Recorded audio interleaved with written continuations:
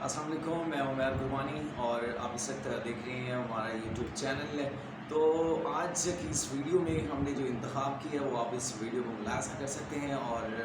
इसके बारे में आप अपनी राय का इजहार हमें कमेंट्स बॉक्स में लाजमी करेंगे। तो चलते हैं आप वीडियो की जाने।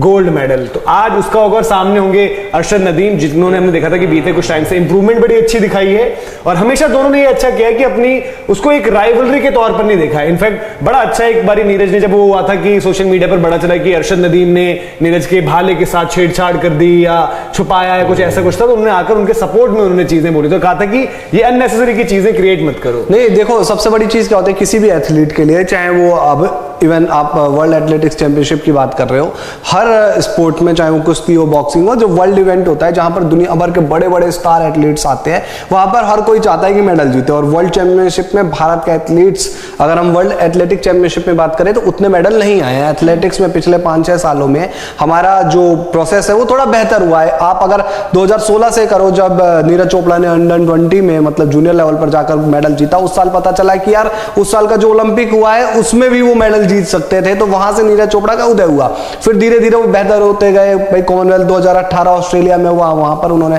मेडल जीता, फिर उसके बाद एक और एशियन में मेडल, लेकिन 2020-21 में हुआ मतलब टोक्यो ओलंपिक, वहां पे जब उन्होंने गोल्ड जीत लिया ना, तो एक अलग से उम्मीदें बढ़ गई। वहां पर एक चीज हुई, बड़े बड़े आए एथलीट्स, वहां पर बड़े बड़े आपके जेवलिन थ्रोवर आए और लगा कि यार इसका थ्रो तो भाई 92 मीटर का इनका रिकॉर्ड है, इनका 90 मीटर, लेकिन मैटर करता है उस खास दिन सबसे ज्यादा थ्रो कौन करता है, उस खास दिन आप अच्छा परफॉर्म कैसे करते हैं। जस्ट लाइक कि आप दो बड़ी टीमें हैं, किसी दिन फाइनल में ऑस्ट्रेलिया को कोई छोटी टीम भी हरा सकती है, तो वो चीज वहां भी लागू हो जाती है। नीरज चोपड़ा के साथ आज मनोज भाई उम्मीदें हैं खुशी कि वो, हम गोल्ड से कम कुछ नहीं चाहते। दूसरा अरशद नदीम की अगर आप बात करें तो टोक्यो ओलंपिक में नंबर 5 पर रहे वो, और उनका अगर आप थ्रो देखें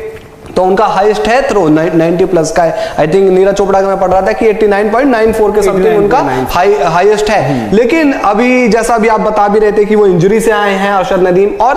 अभी जो हीट हुई थी इससे पहले जो क्वालिफिकेशन राउंड था जिसमें फाइनल में पहुंचे, वहां पर अरशद नदीम का थ्रो उतना बेहतर नहीं था, नीरज चोपड़ा उनमें सबसे टॉप पर ही थे। तो उस उम्मीद से हम देख रहे हैं आज 2 और फाइनल है। आज अगर आप कुल मिलाकर देखें तो इंडिया की टीम बहुत सारे मेडल जीत सकती है, क्योंकि जेवलिन में भी और दावेदारी है, जेवलिन में भी आ रही है, तो ऑब्वियसली आपकी सबसे बड़ी होप है इन टर्म्स ऑफ आज के दिन के इवेंट पर। बट आज, और जैसे आपने कहा ना कि एक वक्त होता था कि हम एथलीट्स ऐसे गिनते थे कि यार आपके वर्ल्ड एथलेटिक्स चैंपियनशिप में कितने जा रहे हैं, मतलब ऐसा नंबर्ड होते थे, और वो जो लोग फॉलो करते हैं, बड़ा क्लोजली फॉलो करते हैं, उनको ऐसे बकायदा याद रहते थे। बट जैसे आपने बोला कि बीते जो 4-5 साल की प्रोग्रेस देखी है, वहां पर आपके पार्टिसिपेंट्स तो बढ़ गए हैं, बट देन अब आप देखते हो कि भाई उनमें से मेडल्स को कन्वर्ट करने वाले क्या हैं, जो हमने दिखाएंगे भी एक बार ग्राफिक आपको कि अभी तक इंडिया की हिस्ट्री में सिर्फ 2 मेडल आए हैं वर्ल्ड एथलेटिक्स अगर चैंपियनशिप की, वो आप एक बार ग्राफिक्स के थ्रू दिखा दीजिए। आपको पता है और इसमें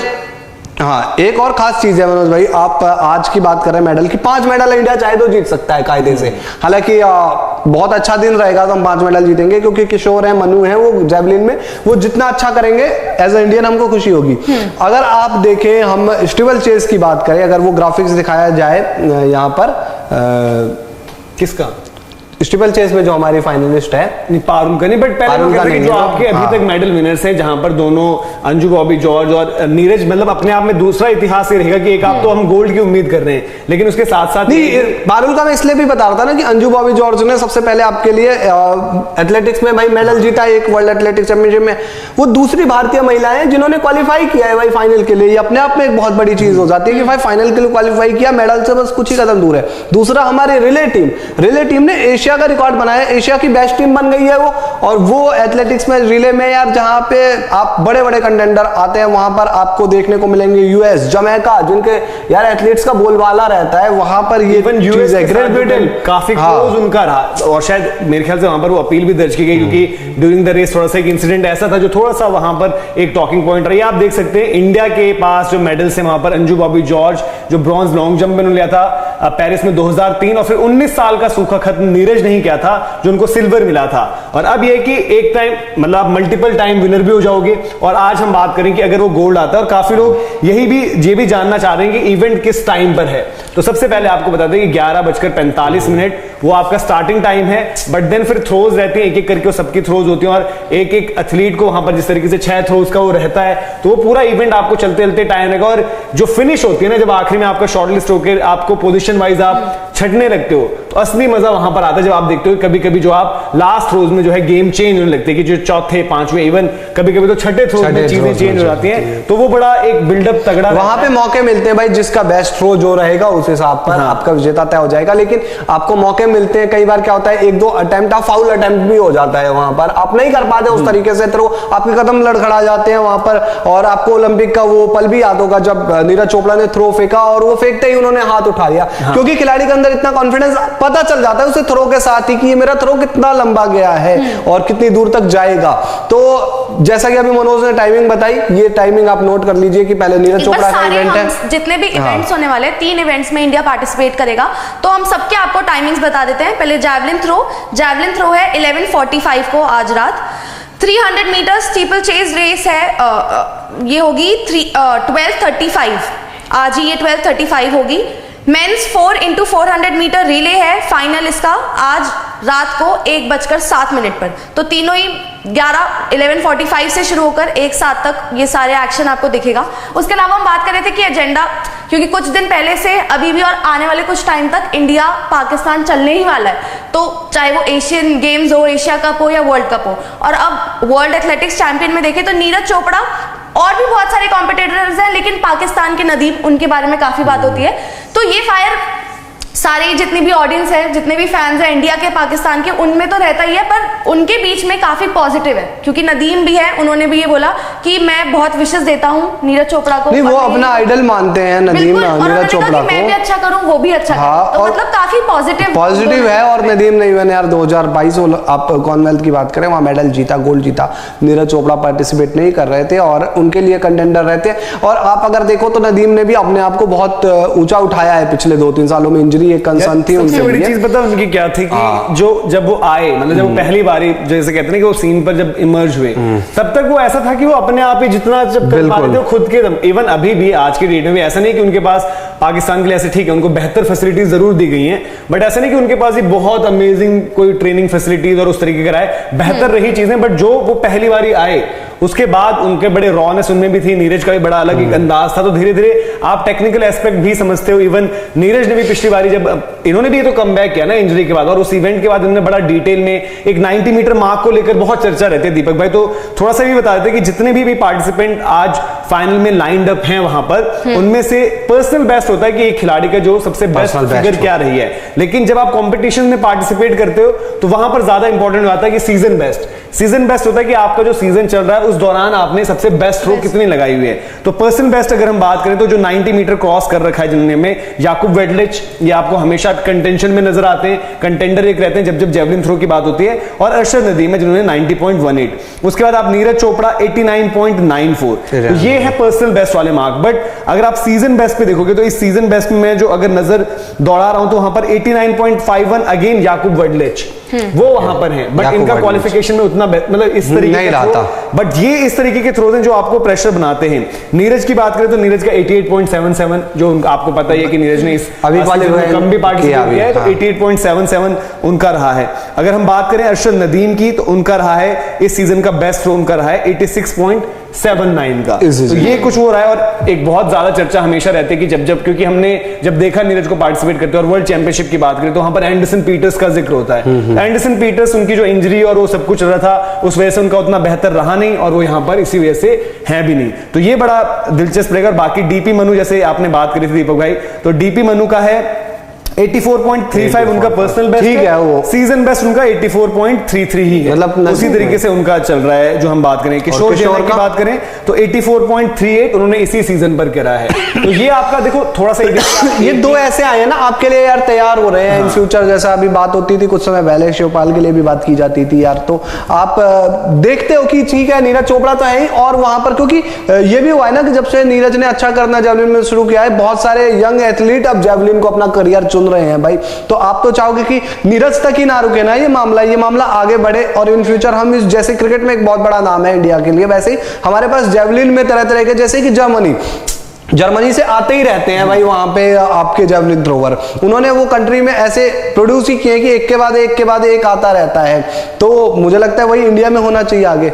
नहीं बिल्कुल, जब ऐसे नीरज चोपड़ा है, तो इनको देखकर लोग इंस्पायर ही होंगे कि हाँ हमें भी आगे बढ़ना है और वर्ल्ड एथलेटिक चैंपियनशिप पे पहुंचना वहां तक, और उसके बाद अब he is in the contention और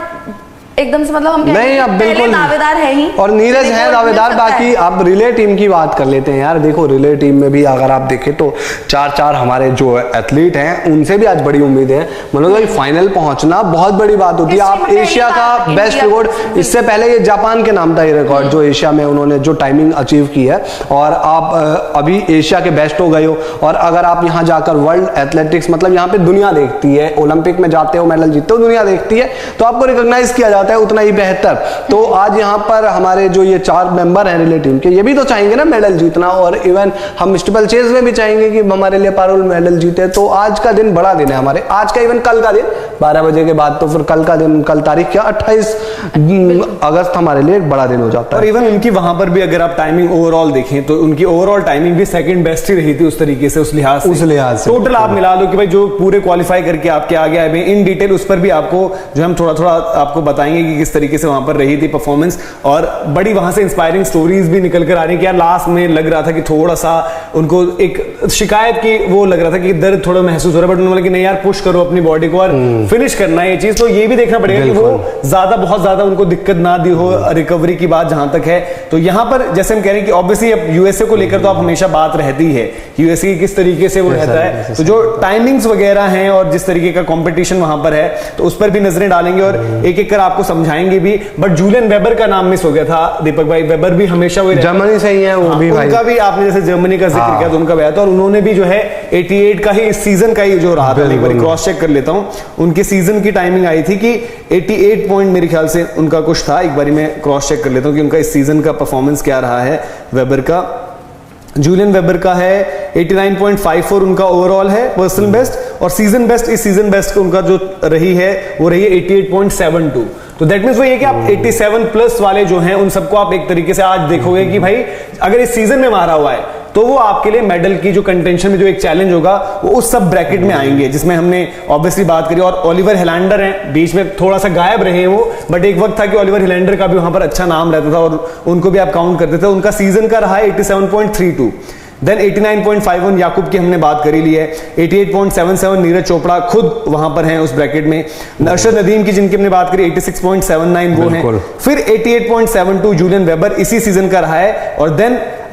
टिमोथी हेरमन भी है जिनका 87.35 रहा है। तो अगर आप सीजन की परफॉर्मेंसेस देखो तो उस लिहाज से आपको ये लग रहे हैं कि कंटेंडर्स जो होंगे, बट देन ऐसा भी रहता है कि ये गिवन नहीं है कि जी आज कोई अपनी सीजन बेस्ट परफॉर्मेंस डाल ही नहीं सकता है या आज कोई अपना पर्सनल बेस्ट निकाल ही नहीं सकता है। और इवन बहुत सारी चीजें हमें लगता है कि बस जैवलिन फेंकना है, लेकिन जितना इन एथलीट से सुना है वो बहुत ज्यादा फोकस इस पर भी क्या करते हैं कि वेदर कंडीशंस क्या हैं और उसके अकॉर्डिंग भी बहुत ज्यादा इंपैक्ट करती है उनकी परफॉर्मेंस। और इसीलिए वो जो हम यूज्ड टू होने की बात करते हैं, ट्रेनिंग की बात करते हैं, वहां पर पहुंचकर एक्लिमेटाइजेशन, वो सिर्फ ऐसा नहीं है कि जी आपको जैवलिन फेंकना है तो कहीं भी उठकर आप फेंक दो, बहुत ज्यादा फर्क पड़ता है कि आप कहां पर किन कंडीशंस में, वेदर कंडीशंस क्या हैं, विंड फैक्टर एक रहता है, तो ये सारी चीजें भी डिक्टेट करती हैं। अब मैं वही देख रहा था मनोज भाई की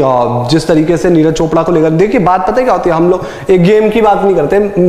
मेंटलिटी एक अच्छी बनती है। अब नीरज चोपड़ा ने ओलंपिक में गोल्ड ला के दिया, उससे क्या होता है विश्वास जगता है बाकी दूसरे एथलीट को। पहले क्या होता था कि अब ओलंपिक में जाते थे हमारे एथलीट, बस कहीं कहते थे कि हम हिस्सा लेने जा रहे हैं, ओलंपिक पार्टिसिपेशन आता था कि यार इस खिलाड़ी ने ना ओलंपिक में पार्टिसिपेट किया है। अब हमारे एथलीट जाते हैं कि हम ओलंपिक में मेडल जीतने के लिए जा रहे हैं और हम ओलंपिक में जाकर मेडल जीत के आएंगे। अब नीरज चोपड़ा जो परफॉर्मेंस दे रहे हैं उससे वर्ल्ड में बात होती है नीरज चोपड़ा के बारे में। भाई स्टीव वेकले जो कि खुद इतने जेवलिन के लेजेंड है, जिनका खुद का पर्सनल बेस्ट रिकॉर्ड 91 मीटर से ऊपर का है, यार वो तारीफ करते हैं कि मुझे नीरज चोपड़ा बड़ा पसंद है, जो कि यार मतलब इतने बड़े लेजेंड रहे हैं। और उस तरीके से जब तरह तरह के बयान आते हैं, आपके इंडिया के जेवलिन के बारे में बात होती है, आज इवन मनु के बारे में बात कर लो, किशोर के बारे में बात कर लो, उनका आज टारगेट क्या होगा, आज वो मैदान में उतरेंगे तो यही कहेंगे ना मेरा जो पर्सनल बेस्ट था मैं उससे और बेहतर करूं। मेडल तो ठीक है, मैं टारगेट रखूंगा ही रखूंगा, मैं अपने आप को कितना और पुश कर सकता हूं। तो ये चीज आज नीरज के लिए भी है। नीरज हो सकता है कि आपको 89 पॉइंट कुछ पे ही मेडल जीता है, लेकिन नीरज चोपड़ा का भी होगा ना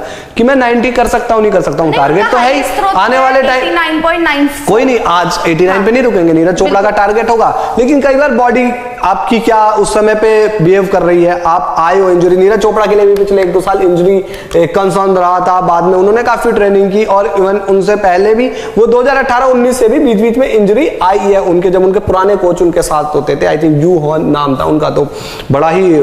उस टाइम पे मेरे को याद है कि जब आई थिंक जेवलिन के कुछ नियम अलग होते थे, उनका 100+ का थ्रो था, तो ऐसे कोच के साथ उन्होंने ट्रेनिंग की है। और नीरज चोपड़ा तो यार खुद को आज नहीं तो कल तो चाहेंगे ना कि मैं 90+ थ्रो करूं। एक बार आप ये भी दिखा दिए, जो हम बात करने की नीरज चोपड़ा की जो मेजर इवेंट्स में जिस तरीके की परफॉर्मेंस रही है, जो उन्होंने परफॉर्मेंस करी भी है, उन पर भी जो हम बात करें तो हर जगह उन्होंने लगभग एक बस आपका जो रह रहा है वो गोल्ड इन वर्ल्ड चैंपियनशिप जो आप लास्ट में देख रहे होंगे, वहां पर जो सिल्वर है अभी वो उनको गोल्ड में कन्वर्ट करना। बाकी लगभग जितनी भी प्रतियोगिताएं रही हैं जो आपकी टॉप लेवल की पार्टिसिपेशन, जहां पे टॉप एथलीट्स आते हैं, वहां पर हर जगह ही उन्होंने, और इवन जितने भी रहे वहां पर हमेशा एक तरीके से नीरज ने रखा है कि फर्स्ट इंडियन जेवलिन में आप एक तरीके से, वर्ल्ड जूनियर में तो पहले वर्ल्ड रिकॉर्ड उन्होंने उस टाइम पर स्टैब्लिश कर दिया था, तो वो उनकी परफॉर्मेंसेज रही हैं और हमेशा उसी को उन्होंने बेहतर करने की कोशिश भी करी है। और अब जो नीरज के उसमें चेंज देखा था दीपक भाई, एक चीज ये रही थी, जब जैसे हमने टोक्यो की बात करी, उससे पहले भी जब नीरज परफॉर्मेंस आ रही थी तो अमूमन ऐसा होता था कि उनके फर्स्ट हाफ के ही थ्रोज ना कभी कभार ऐसा लगता कि पहला थ्रो ही और उसी में वो कर देते थे। लेकिन अच्छी चीज ये रही, जैसे मेरे ख्याल से अगर जो मुझे सही याद आ रहा है, जो डायमंड लीग का फाइनल भी रहा था लास्ट टाइम अराउंड, तो उनने जो अपने बैक हाफ के थ्रोज थे, क्योंकि वहां पर आपके ऊपर क्या होता है, प्रेशर ज्यादा रहता है, आपके कॉम्पिटिटर्स आपसे आगे निकल रखे हैं, आपके थ्रो अभी नीचे है, आप हॉट फेवरेट हो, उन्होंने वहां पर जो इंप्रूवमेंट, मतलब ऐसा नहीं कि वो कभी वो सिचुएशन में फंसे ही नहीं, बट देन उन्होंने दिखाया कि वो मेंटल प्रेशर भी बहुत ज्यादा नहीं लेते हैं। नहीं, वो चौथी थ्रो, एक चीज यहाँ पे भी ये होता है ना कि मनोज भाई, नीरज चोपड़ा, मतलब आप जनरली सोचो, नीरज चोपड़ा गए हैं किसी इवेंट में, उनको पता है कि यार कौन सा इवेंट मेरे लिए क्या मायने रखता है। आप जैसे बात करते हो ना किसी भी क्रिकेटर की, यार वो इस सीरीज से थोड़ा अपने आप को बचा कर रखना चाहता है, उनको भी पता है कि नेक्स्ट ईयर पेरिस ओलंपिक है और मेरी इंजरी कंसर्न चल रहा है, मैं अपने शरीर पर ज्यादा भार ना डालूं। जैसा कि आपने डायमंड लीग दोहा में जो हुआ था, उसके बाद आपने देखा कि नीरज के साथ इश्यूज हुए, वहां से उनके प्रॉब्लम हुई इंजरी को लेकर। तो अभी जो वर्ल्ड चैंपियनशिप है इसमें आदमी थोड़ा अपने आप को पुश करता है, लेकिन नीरज के भी एक माइंड में होगा कि यार अगले साल मुझे पेरिस ओलंपिक करना है, तो अपने आप को उतना बचा के भी रखना है। ठीक है, मेडल तो जरूरी है ही, लेकिन इंजरी बचा के भी रखनी है। इन्होंने उसी टाइम बोला था कि अब मेरी पार्टिसिपेशन में बस टारगेट कर रहा हूं वर्ल्ड चैंपियनशिप। उन्होंने बोला था कि उस टाइम क्लियर कट बोला था कि 2 गोल जो मेरे मन में है, एक तो क्योंकि 90 मीटर से एक अपने आप में एक वो फिगर बन चुकी है, जैसे हम देख रहे हैं कि वो एक ऐसा पैमाना जहां पर आप, नीरज चोपड़ा के पास अगर कोई क्रॉस करने वाली चीज है, वो उनके पास आज एक गोल्ड मेडल यहां पर रहता है। सही बात और है। अगर आप वर्ल्ड चैंपियनशिप प्लस ओलंपिक्स की बात करो तो इंडिया से मेरे ख्याल से सिर्फ और सिर्फ अभिनव बिंद्रा हैं जिन्होंने आपको शूटिंग में एक तरीके से अपने गोल्ड भी लिया है और वर्ल्ड चैंपियनशिप्स में भी गोल्ड लिया है। तो नीरज गोल्ड नहीं, आई थिंक सुशील कुमार के भी शायद वर्ल्ड, तो उनके पास वहां पर मतलब ओलंपिक्स का गोल्ड नहीं, ओलंपिक में गोल्ड नहीं है। आज एक अपॉर्चुनिटी वो रहेगी। तो बहुत कम ऐसी चीजें जो नीरज को एक तरीके से हम कहते हैं कि अचीव करने वाली रहती हैं। आज आप 90 मीटर का बैरियर देखते हो, शायद 90 मीटर के बाद जिस तरीके से उनकी फॉर्म, फिटनेस सब कुछ ठीक रहती है। आप बात करोगे यार कि जो करंट इरा रहा है उसमें जो थ्रोज रही हैं उसमें नीरज क्या बेस्ट हो सकते हैं, आप देन उसकी तरफ बढ़ोगे। तो उन्होंने भी अपने पूरा माइंडसेट क्लियर था और उनको उनके वेट को लेकर आपको याद आएगा उस प्रेस कॉन्फ्रेंस में पूछा गया था कि आप थोड़े से बल्कि नजर आ रहे थे। उन्होंने क्योंकि मजाकिया भी और अपने दिल की बात बिल्कुल खुलकर रखते हैं, उन्होंने बोला था कि मतलब आप ये कहना चाहते हो कि मैं मोटा हो गया हूं। तो उन्होंने बोला कि मोटा मतलब कह रहे कि थोड़ा सा हो जाता है, ट्रेनिंग जिस तरीके से रही थी और उनके हो रहा था कि आप क्या भागते हुए आप थोड़ा सा स्लो लग रहे थे। तो उन्हें पूरा बताया कि इसके पीछे जो साइंस रहती है, जो उनके कोचेज हैं जिन्होंने बता रखा है कि आपकी बॉडी